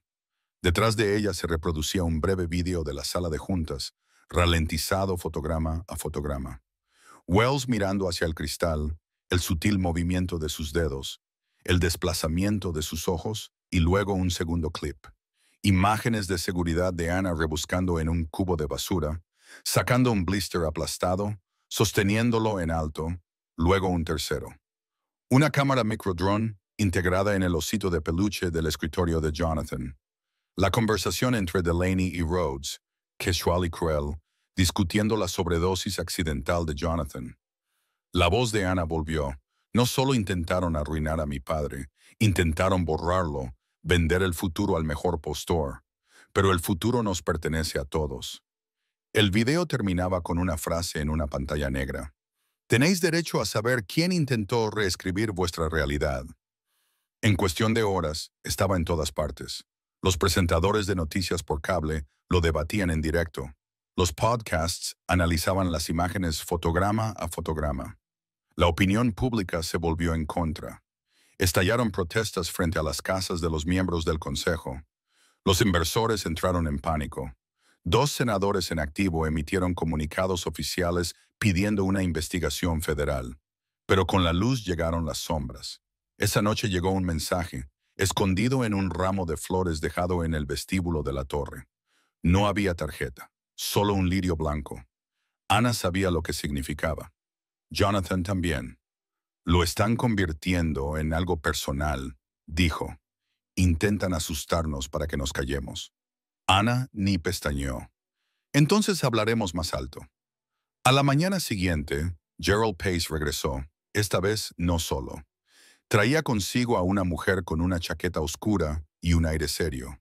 Se llamaba Alicia Ford y pertenecía a un departamento tranquilo pero poderoso que rara vez hacía declaraciones públicas, la Oficina Federal de Seguridad Energética. Me han informado, dijo Alicia. Vamos a elevar esto a la categoría de emergencia nacional. Necesitamos que sus archivos internos, los archivos encriptados y todos los prototipos del proyecto sean trasladados a un laboratorio federal seguro antes de medianoche. Jonathan arqueó una ceja. Es mucho pedir. No es una petición, respondió ella. Usted encendió la mecha, señor Kingsley. Ahora tenemos que contener el fuego. Anna dio un paso adelante. No estará intentando encubrirlo, ¿verdad? Alicia la miró con atención. No, señorita Kingsley. Estoy intentando mantenerles con vida el tiempo suficiente para terminar la historia. Joe le entregó el disco duro solicitado. Esperen represalias, dijo Alicia al marcharse, y pronto ya no estarán amenazando solo sus beneficios, sino su influencia global, su poder. Esa noche Jonathan llevó a Anna a la azotea. Hacía frío. El viento traía lluvia que aún no había caído. Debajo de ellos la ciudad latía y respiraba como un animal dormido. Nunca quise esto para ti, dijo él. Lo construí todo para protegerte, no para arrastrarte a esto. Lo sé, dijo ella, pero quizá nací para esto, no para construir muros, sino para derribarlos. Él la miró y por primera vez en semanas sus ojos brillaron. Me recuerdas a tu madre, dijo. Anna sonrió suavemente. Ella ya habría incendiado toda la sala de juntas. Rieron en voz baja, con esa risa que solo surge cuando el miedo y el amor se sientan a la misma mesa. Abajo, en la noche, figuras desconocidas se movían, y en algún lugar, en medio del silencio, alguien observaba cómo se alzaba la Reina Roja. Todo comenzó con un apagón. A las 2:17 m en punto, la torre Kingsley se quedó a oscuras. No solo las luces, sino también los sistemas de respaldo, los servidores internos y la red de seguridad. La energía de emergencia parpadeó una vez y luego falló. Afuera, la ciudad brillaba débilmente bajo un cielo magullado, pero dentro de la torre era como si el mundo hubiera dejado de respirar. Ana se despertó empapada en sudor frío. El silencio era antinatural. Agarró su linterna y se arrastró por el pasillo. Al final del pasillo, las luces rojas de emergencia parpadeaban como estrellas moribundas. A través de su auricular, la voz de Joe se oía entre interferencias. Ana, no te muevas. Estamos sufriendo un ataque coordinado. No es solo cibernético, es físico. Su pulso se aceleró. ¿Dónde está mi padre? Está a salvo, pero hemos perdido la comunicación con la planta de seguridad. Necesito que vayas a la sala de la cámara acorazada ahora mismo. Anaran, 20 pisos más abajo, en la sala de la cámara acorazada, se encontraban las copias de todos los archivos que habían preparado. Todos los prototipos, todos los rastros físicos del proyecto principal. Joe lo había preparado semanas atrás, por si acaso. Ahora, esa póliza de seguro era su último salvavidas. Cuando Ana llegó al ascensor de servicio, una figura se interpuso en su camino, alta, vestida de negro, con la visera bajada y el arma desenfundada. Durante un instante, ninguno de los dos se movió. Entonces ella lanzó la linterna. Golpeó el hombro de la figura. Este trastabilló. Ella se abalanzó sobre él y apretó el botón de emergencia del ascensor. Las puertas comenzaron a cerrarse con una lentitud agonizante. El hombre se abalanzó, pero era demasiado tarde. Ella descendió en silencio, con el corazón latiéndole con fuerza. Cuando se abrieron las puertas, estaba sola hasta que Joe emergió de las sombras, armado, sudando y con los ojos desorbitados. ¿Estás bien?, preguntó él. Ella asintió. ¿Cuántos son?, preguntó ella. Demasiados para estar tranquilos, respondió él. Han irrumpido por el muelle de carga. Quienesquiera que sean no han venido a negociar. Ana los siguió por el pasillo. Llegaron a la cámara acorazada con una gruesa cerradura biométrica de acero. Joe presionó con el pulgar y luego se sometió a un escáner de retina. La puerta se abrió con un silbido. Dentro, el aire era más frío. La sala estaba llena de servidores, armarios ignífugos y una caja fuerte reforzada en la pared. Ana cruzó hasta la esquina más alejada y cogió la maleta de seguridad, un maletín negro delgado del tamaño de un ordenador portátil. Contenía el último dispositivo de seguridad, un disco duro portátil con todo el proyecto principal, además de grabaciones, testimonios de informantes y el rastro de datos que vinculaba a sus enemigos con agentes extranjeros. Se lo entregó a Joe. «Llévaselo al agente Ford, pase lo que pase», le dijo él, mirándola fijamente. «Tú también vienes». «No», dijo ella, «voy a buscar a mi padre, irán a por él». Joe dudó y luego le entregó un pequeño dispositivo GPS. «Si algo sale mal, pulsa esto, te encontraré». Ella volvió a correr. Mientras tanto, Jonathan estaba en la sala de seguridad de la última planta, observando la torre a través de cámaras infrarrojas. Alicia Ford estaba a su lado, con una pistola enfundada. Sus ojos escaneaban el código de una tableta protegida. «Están dentro de tu sistema», dijo ella. «Se mueven más rápido de lo que esperaba». Jonathan entrecerró los ojos. «¿Para quién trabajan?». Ella negó con la cabeza. «Eso es lo aterrador.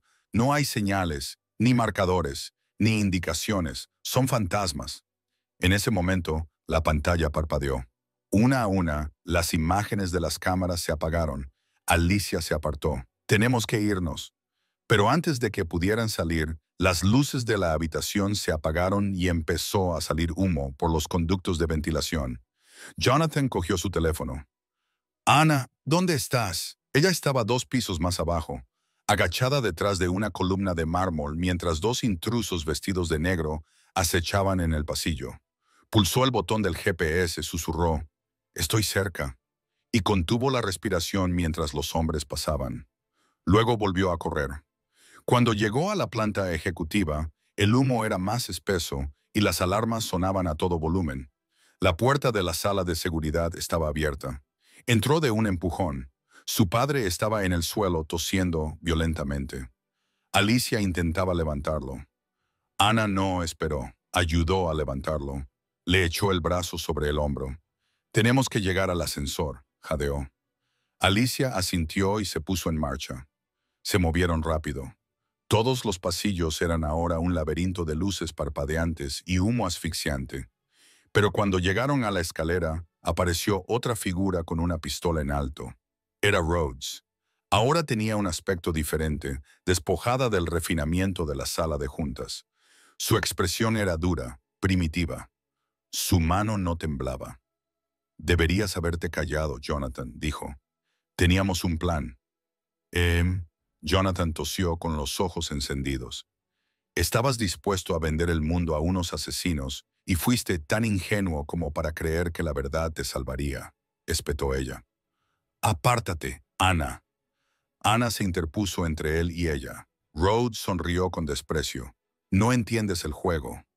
Ana metió la mano en el bolsillo, sacó la pieza de ajedrez del caballo blanco y la levantó como un escudo. «Este juego ya no es tuyo». Se oyó un disparo, pero no fue de Rhodes. Alicia disparó primero. Rhodes cayó, gimiendo, y las armas rodaron por el suelo. Ana no apartó la mirada, pasó por encima de Rhodes y ayudó a su padre a llegar a la escalera. Cuando llegaron a la planta baja, los agentes federales inundaban el vestíbulo. Armados, gritaban órdenes. Joe ya estaba allí, entregando el maletín a un oficial trajeado. Afuera, la ciudad despertaba a un nuevo mundo. Jonathan se derrumbó en una camilla. Ana le tomó la mano. «Se acabó», le susurró. Él la miró, con los ojos vidriosos pero orgullosos. «No», dijo con voz ronca. «Esto solo acaba de empezar». Y en algún lugar, en un búnker iluminado por monitores y mapas, alguien observaba cada uno de sus movimientos y comenzaba a planear la siguiente jugada. El hospital olía a antiséptico y sábanas estériles. Las máquinas pitaban sin cesar alrededor de la cama de Jonathan. Un ritmo que se hacía eco del latido del corazón de Ana, sentada en su lado. Sus dedos se aferraban a su pálida mano. Las vendas de su brazo, los moretones que florecían bajo el cuello. Cada marca era una historia de la noche que habían sobrevivido. Fuera de la habitación privada, un agente federal montaba guardia. El mundo ya sabía del envenenamiento, el sabotaje y el intento de encubrimiento. Los presentadores de noticias lo llamaban el golpe de Kingsley. La opinión pública cambió como la marea, y aquellos que antes susurraban a puerta cerrada, ahora gritaban en las escaleras del juzgado. Pero Ana sabía que la tormenta no había pasado. Aún no. Joe entró en silencio. Saludó a la enfermera con un gesto antes de apoyarse contra la pared. Llevaba la camisa por fuera y tenía el rostro demacrado por la falta de sueño.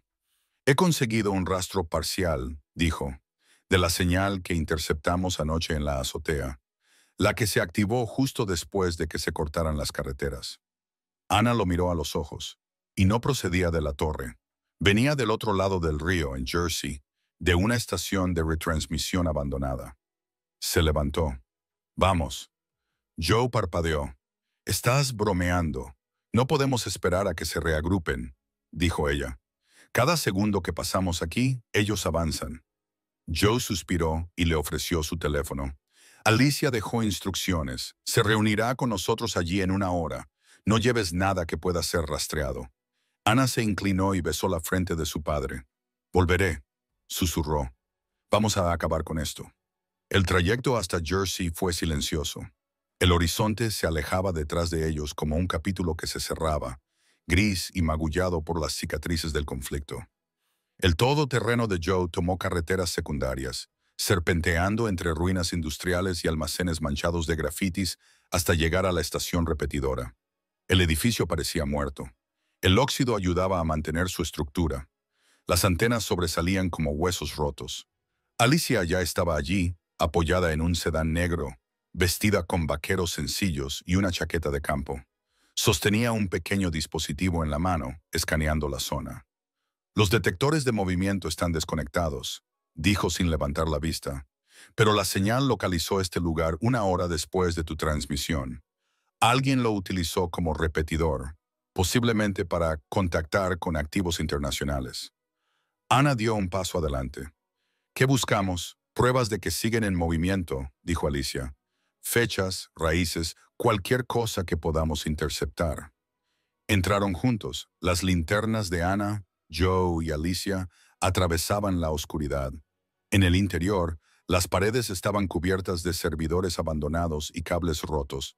Pero más adentro, en el sótano, detrás de un panel falso, lo encontraron. Un nodo de mando que aún zumbaba, aún caliente. Los ojos de Joe se iluminaron. No era solo un repetidor, era un centro de mando de campo. Conectó un descifrador portátil. Los datos comenzaron a fluir hacia su tableta. Registros cifrados, hilos de comunicación, puntos de rastreo, GPS. Alicia frunció el ceño. Hay un nombre que aparece constantemente, censurado en todos los archivos. Pero sea quien sea, está marcado como el intermediario. Ana se acercó. El que mueve los hilos. Más que eso, murmuró Alicia. El que los vende. De repente Joe se puso tenso. Chicos, tengo datos en directo. Alguien está intentando acceder al nodo de forma remota. Alicia maldijo. Cortad la conexión ahora mismo. Pero Joe tiró del cable justo cuando aparecía un nuevo mensaje en la pantalla. Hola, Ana. Se le heló la sangre. ¿Cómo? Susurró. La pantalla parpadeó de nuevo. Sigues jugando con caballeros y reinas, pero aún no has conocido al rey. Alicia tiró de Ana hacia atrás. Nos han descubierto. Moveos. Salieron corriendo del edificio justo cuando un estruendo sordo sacudió las paredes. La primera explosión alcanzó el ala oeste, lanzando una bola de fuego al cielo. Ana se lanzó detrás del sedán, mientras la onda expansiva atravesaba el aparcamiento. Cuando levantó la vista, la estación repetidora era un infierno. Joe se puso en pie tambaleándose, tosiendo. Lo han borrado todo. Lo han quemado todo. Alicia tenía el rostro sombrío. Nos han estado vigilando todo el tiempo, dejándonos entrar. Luego encendieron la cerilla. Ana se puso de pie lentamente, con la furia apretándole la mandíbula. Querían enviar un mensaje. Joe se limpió el hollín de la cara. Sí, que siguen teniendo el control. No, dijo Ana en voz baja, que nos estamos acercando demasiado. De vuelta en Manhattan, el caos seguía desatándose. Se supo que Delaney había desaparecido de su ático. Las órdenes federales rebotaban en cuentas bancarias vacías. Cadenas enteras de empresas ficticias se derrumbaron de la noche a la mañana.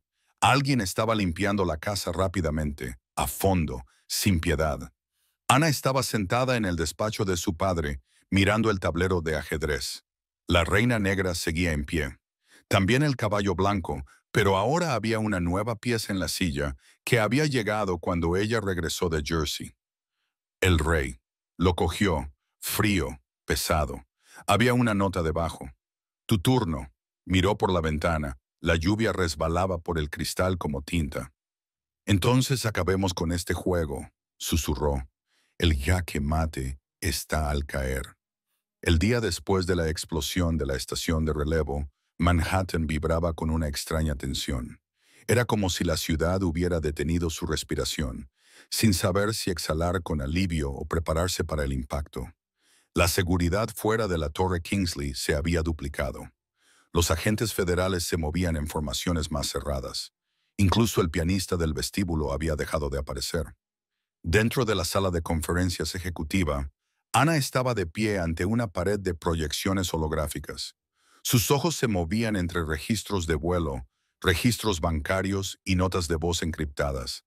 La pieza del rey estaba a su lado, inmóvil, pero simbólica, una declaración de guerra. Jonathan, pálido pero recuperándose, la observaba desde una silla en la esquina. «A esto hemos llegado», murmuró. «Tú, de pie donde yo estaba, planeando un contraataque». Ana no se volvió. «No estoy planeando vengarme, papá. Los estoy desenmascarando». Él asintió lentamente. «Esa es la única diferencia que importa». Joe entró con una tableta en la mano. «Tengo algo. Ese nodo de comando que casi perdemos. Saqué un subdirectorio oculto. Metadatos oscuros. en su mayoría basura, excepto una cadena que se repetía en varios archivos. Tocó la pantalla y un nombre se iluminó. Wallace Drake. Jonathan se enderezó. Drake, como en Drake Strategies, exagente de la NSA. Joe dijo que ahora era consultor de inteligencia corporativa. Ha trabajado con la mitad de las empresas de la lista Fortune 500 de forma extraoficial. Ana frunció el ceño. ¿Es él el intermediario? Es poco probable, respondió Joe. Más bien es el guardián. Si hay alguien moviendo los hilos, Drake sabe quién es. Alicia se unió a ellos unos momentos después, con la gabardina aún goteando por la lluvia torrencial. Miró la proyección y silbó. Wallace Drake no solo esconde secretos, los construye. Es el Fort Knox de los agentes en la sombra. Ana cruzó los brazos. ¿Y dónde está? En Montauk. Según Alicia, está jubilado y tiene una finca en una playa privada. Es una zona sin vigilancia. Incluso los satélites se bloquean cerca de su propiedad. Jonathan se frotó las sienes. Entonces, sigue en el juego. Rápidamente se les ocurrió un plan. No recurrirían a las agencias. Ni citaciones, ni órdenes judiciales. Tenía que ser una operación limpia y encubierta. Si querían la verdad, tenían que conseguirla antes de que desapareciera tras otro cortafuegos o otra explosión. Esa noche, al amparo de la niebla y la marea baja, Ana, Joe y Alicia avanzaron por la costa rocosa de Montauk, con las botas crujiendo contra los guijarros húmedos. Delante, el complejo de Drake se alzaba moderno y anguloso, encajado en los acantilados como una bestia agazapada. Joe desactivó los sensores de movimiento. Alicia abrió la cerradura de la puerta trasera. Ana solo llevaba un pendrive y la pieza del pecho del rey en el bolsillo de su abrigo. Dentro, la casa estaba en silencio. Demasiado silencio. No había alarmas ni perros, solo el suave zumbido de máquinas ocultas. Encontraron a Drake en una sala acristalada con vistas al mar. Estaba sentado en un sillón de cuero bebiendo whisky. Como si los estuviera esperando, Ana se adelantó. «Señor Drake», sonrió sin calidez. «Te pareces a tu madre». Ella apretó los puños. «Entonces sabes por qué estoy aquí». Él señaló el asiento vacío frente a él. «Lo sé, y no estoy aquí para detenerte». Joe y Alicia intercambiaron miradas, pero no dijeron nada. Drake se inclinó hacia adelante. «¿Quieres nombres, conexiones, el motivo detrás del caos?» Ana asintió con la cabeza. «¿Y el rey?», se rió Drake. «No hay ningún rey, señorita Kingsley. Solo compradores y vendedores. ¿Crees que es un juego? No lo es. Es un mercado». «Entonces danos la lista», dijo ella. «Acabaremos con el mercado».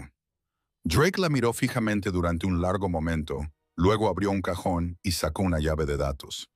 «Esto es todo», dijo. «Contratos privados, personas influyentes en la política, activos en paraísos fiscales, quién pagó a quién y quién murió por ello». Ana lo cogió. «¿Por qué nos ayudas? Porque por fin hay alguien dispuesto a saltarse las reglas», dijo. «Y porque mi legado no necesita más sombras», añadió una última advertencia mientras se marchaban. «Pero entiende esto, si revelas esto, el mundo no lo aplaudirá. Se romperá. A la gente le gusta más la comodidad que la verdad». Ana lo miró. «Entonces que se rompa. Al menos será honesto». De vuelta en Manhattan, descifraron la memoria en un búnker insonorizado bajo la torre. Lo que encontraron era peor de lo que esperaban. Nombres de directores ejecutivos, senadores, dignatarios extranjeros, grupos de presión, contratos de asesinatos, pagos por chantaje, manipulación de políticas a través de empresas de inteligencia privadas, incluso memorandos internos de agencias federales marcados como «solo para sus ojos», filtrados a compradores para obtener influencia. Joe palideció. «Esto es traición a escala mundial». Alicia susurró. «Por eso seguían matando.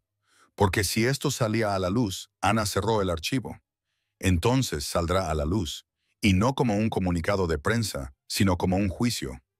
Jonathan la observó, con una mezcla de orgullo y miedo en los ojos. «Has llegado más lejos de lo que yo jamás llegué», dijo él. «Y sigues en pie, no por mucho tiempo». respondió Ana. Ahora vendrán con más fuerza. Él asintió. Entonces, permaneceremos juntos.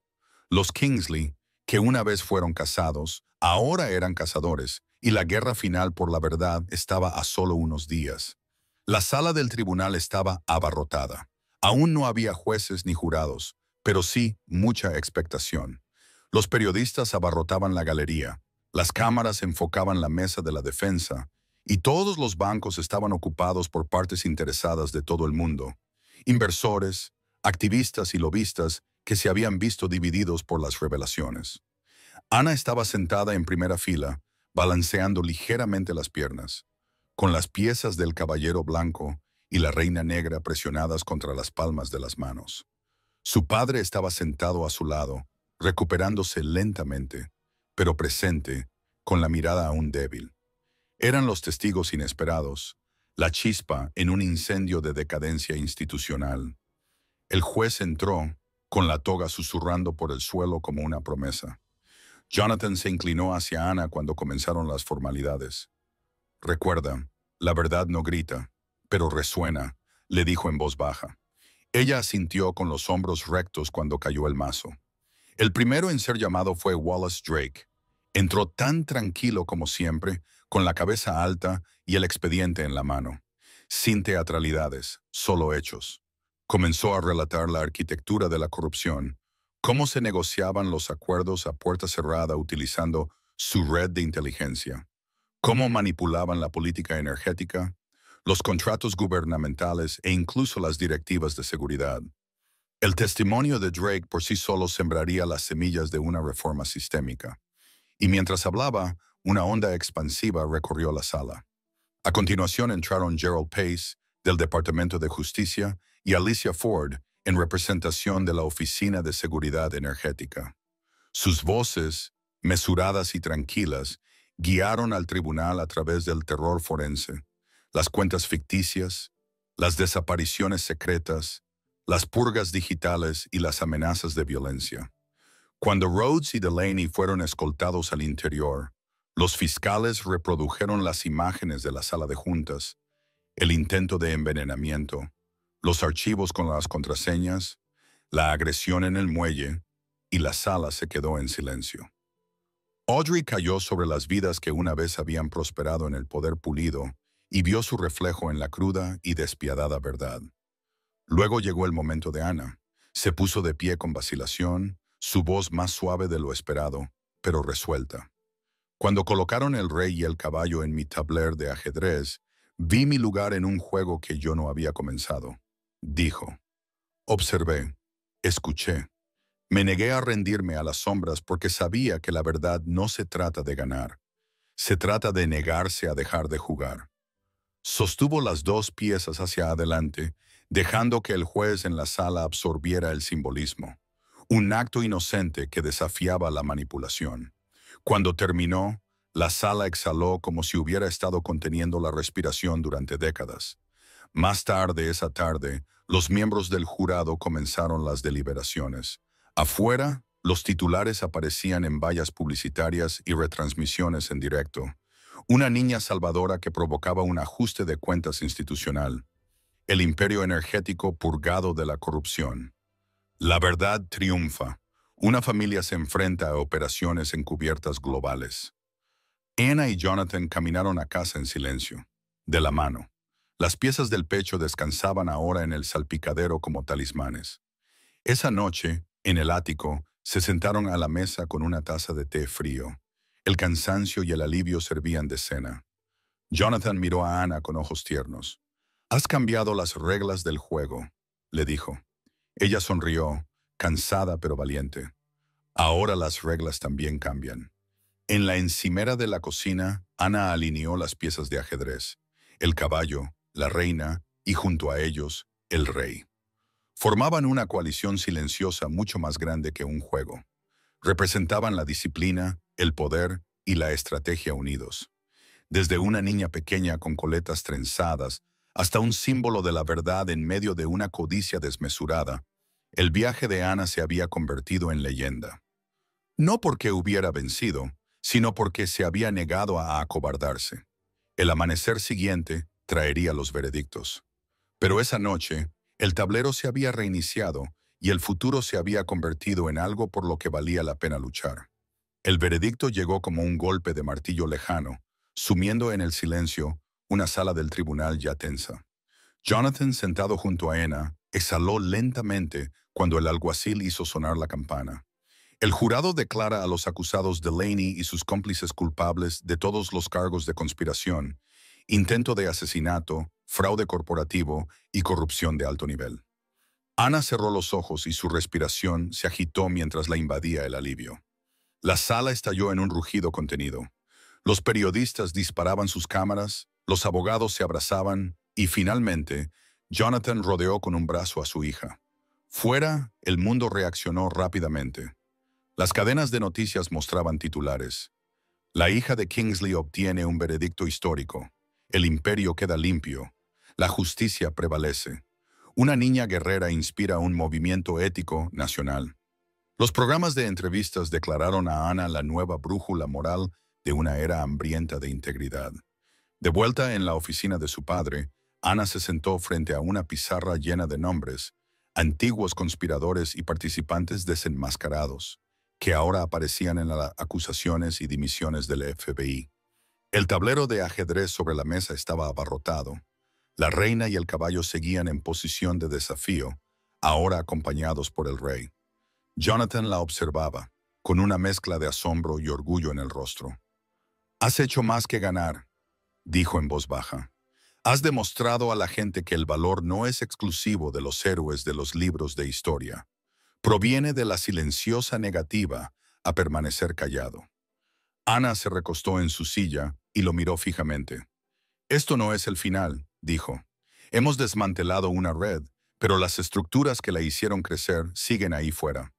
Durante las semanas siguientes, dedicaron todos sus recursos a reconstruir la integridad de su empresa y a ayudar a redactar reformas legales para evitar abusos en el futuro. Testificaron ante el Congreso, se asociaron con grupos de defensa, y en medio de todo ello, la silenciosa influencia de Anna creció. Habló en conferencias sobre ética, colaboró en programas para jóvenes y comenzó a asesorar a chicas de comunidades infrarrepresentadas. Una tarde, mientras caminaba por el restaurado vestíbulo de Kingsley Energy Tech, que ahora lucía retratos en cristal de denunciantes y del juego limpio, se topó con Joe. Él le entregó una pequeña caja de cartón. Dentro estaba la pieza de ajedrez de la Reina Negra. Se había caído y roto durante el momento final del juicio. Pasó los dedos por la fractura. «Sigue en pie», dijo. Joe asintió.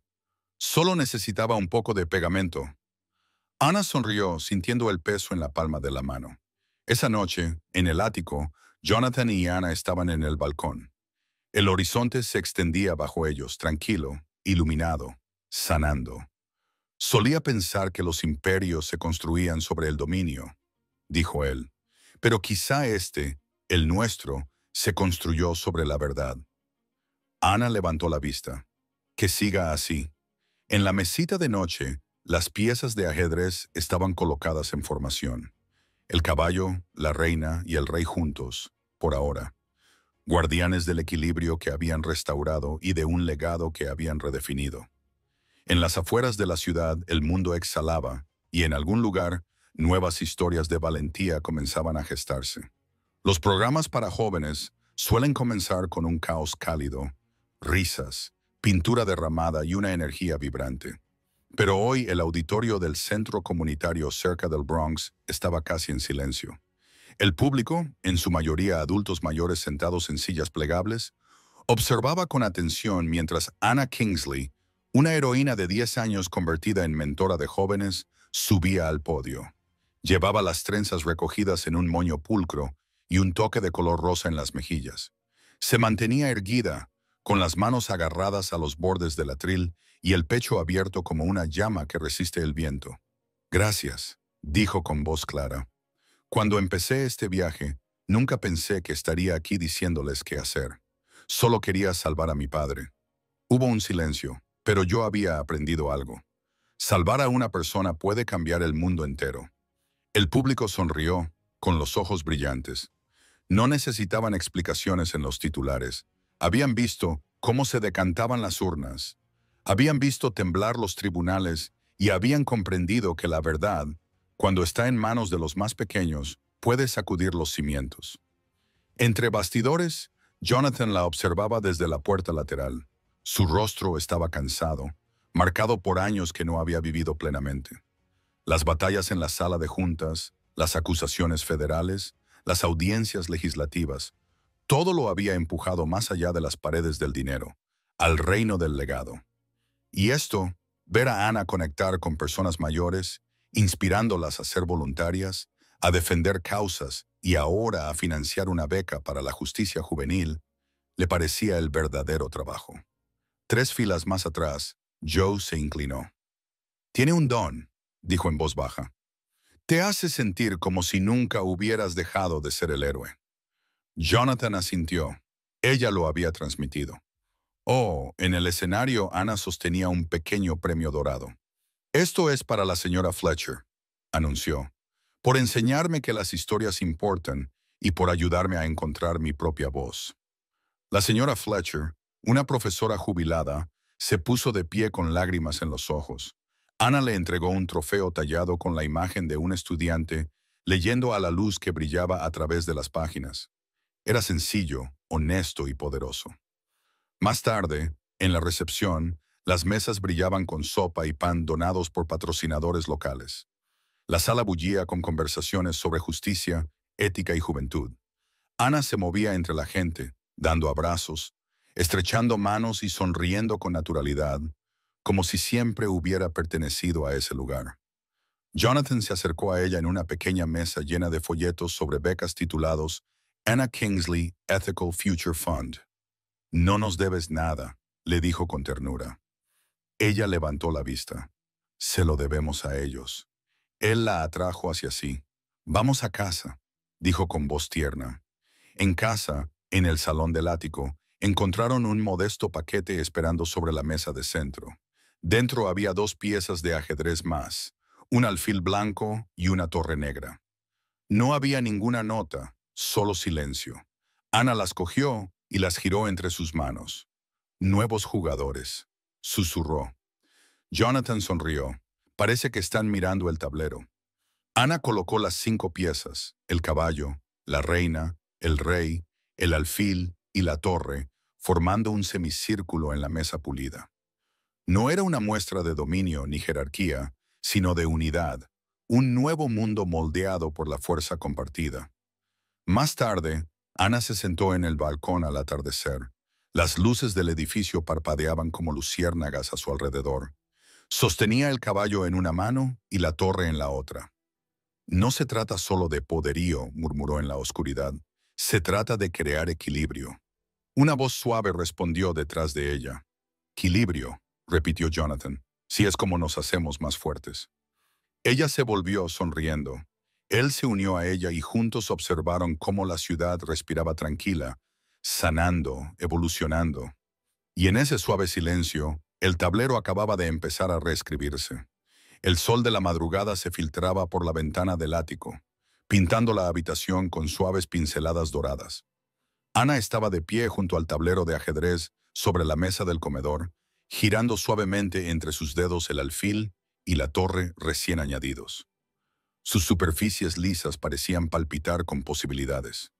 «El jaque mate no se consigue destrozando el tablero», murmuró.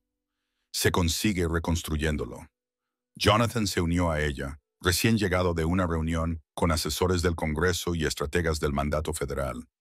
Su rostro, aunque cansado, resplandecía con la tranquilidad de la victoria. «Estamos redactando una ley nacional de protección de los denunciantes», dijo en voz baja. «Inspirada en ti, por supuesto». Ana sonrió con una calidez en los ojos que reflejaba los de su padre. Pasaron la mañana tomando asistencia en el comité de becas, entregando subvenciones a adolescentes que perseguían la ética, el liderazgo cívico y las ciencias, la tecnología, la ingeniería y las matemáticas para los más desfavorecidos. Cada apretón de manos llevaba el peso del coraje que ella creía que todos merecían. Más tarde, en su habitación, Ana abrió su diario. Se detuvo en la primera página, escrita justo antes del colapso en la sala de juntas. No sé lo que va a pasar, pero sé que no puedo seguir callada. Leyó esas palabras y finalmente sintió un cambio en su corazón, la aceptación de que su voz siempre había importado, incluso cuando ella lo dudaba. Esa tarde, Joe llamó a la puerta y entró con un pequeño sobre para ti. Te lo entregó con delicadeza. Anna lo abrió y encontró una fotografía de ella y su padre tomada en el muelle de Coney Island años atrás. Estaban riendo, con un cono de helado entre ellos. En el reverso había escrito con letra clara: «Nunca olvides lo lejos que has llegado». Se le llenaron los ojos de lágrimas. «Era de tu madre», dijo Joe en voz baja. «Guardaba copias en sus archivos. Siempre se reía de cómo le hacías derretir el helado de sal marina más rápido que nadie». La sonrisa de Anna tembló. Ojalá la hubiera conocido. «No son recuerdos perdidos», dijo él. «Tú la llevas contigo». Esa noche, el ático resplandecía con calidez. Jonathan y Anna prepararon una cena sencilla: pasta, ajo y un poco de parmesano. La música sonaba suavemente de fondo. Durante años, las decisiones de alto nivel y las frías estrategias corporativas habían llenado estas habitaciones.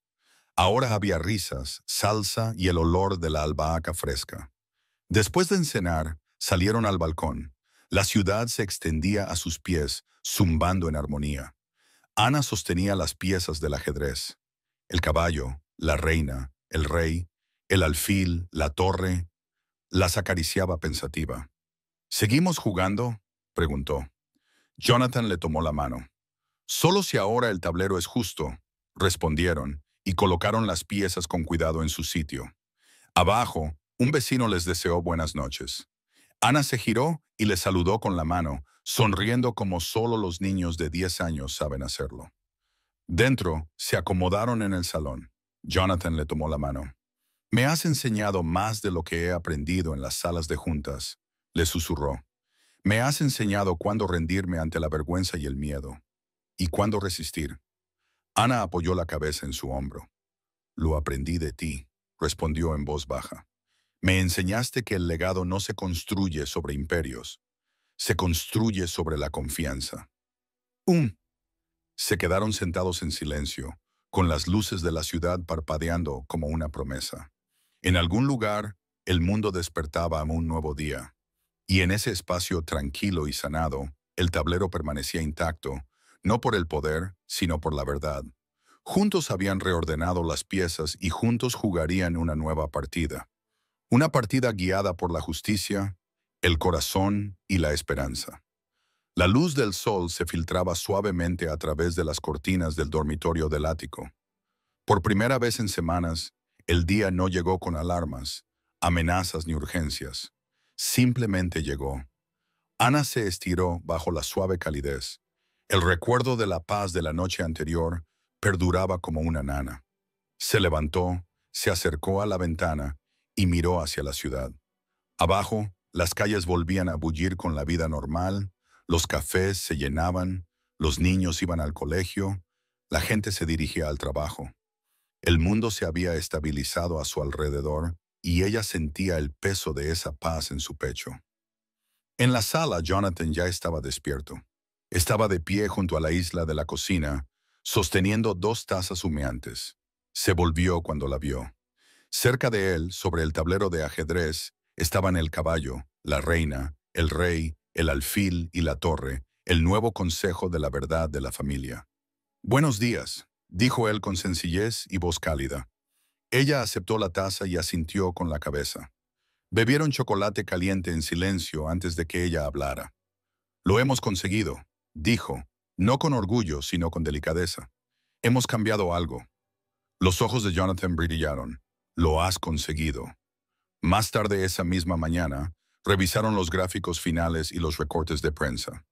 Se habían aprobado reformas legales, se habían promulgado medidas de protección para los denunciantes y las solicitudes de becas inundaban su bandeja de entrada.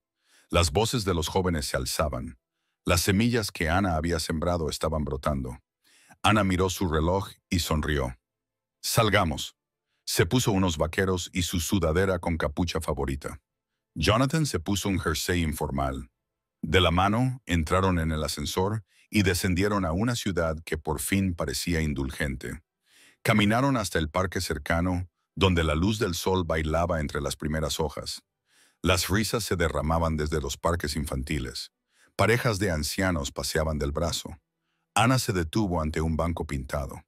Tenía una placa. En la honestidad confiamos. Formaba parte de una nueva iniciativa de arte público financiada por la Fundación Kingsley. Pasó los dedos por las letras. Ahora es nuestro, dijo.